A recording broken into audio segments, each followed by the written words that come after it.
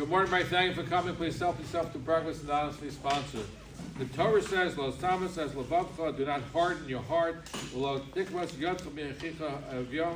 Don't close your hand for your needy brother. Everyone is a pauper. Open up your hand and give him as much as what he needs. So the question that is, we always talk about the fact that the Torah is very judicious in words. And the fact that the Torah, in the context of somebody, your brother who's poor, says don't harden your heart, why does it have to say that you don't give him? You don't give your needy brother. It's obvious. If you're hardening your heart, it means you don't want to give your brother. What's the reason for double expression here? So the Vilna Gaon says, he understands that there's actually a couple of components that we're dealing with over here. And he uses the imagery of an open and closed hand. He says when your hand is closed, your fingers seem to be of equal length. But when you open up your hand, you see that different size of your fingers. What's the lesson here? Is when you're giving tzedakah, you have to look at each person, you have to look at each as an individual. Like every finger is different, each person is individually different.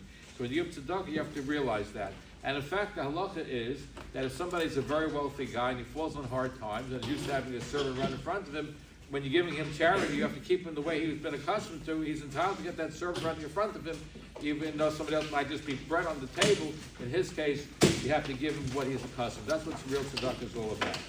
So the Vilna Gaon says that here, the reason why the Torah says both express and harden your heart, the first thing is you have to be open and receptive to give tzedakah. That's number one.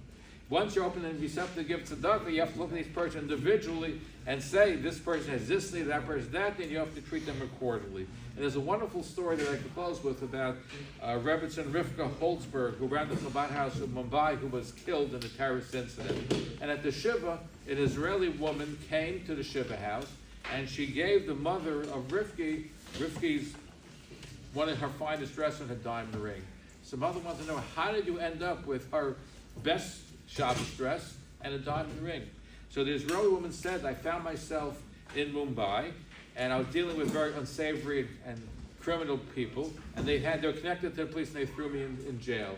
I was able to bribe the guard to escape, and I figured, where can I go? I go to the Chabad house. So she came to the Chabad house, and Rebbetzin Rivka Holtzberg said, you gotta leave the country. Your life is in danger.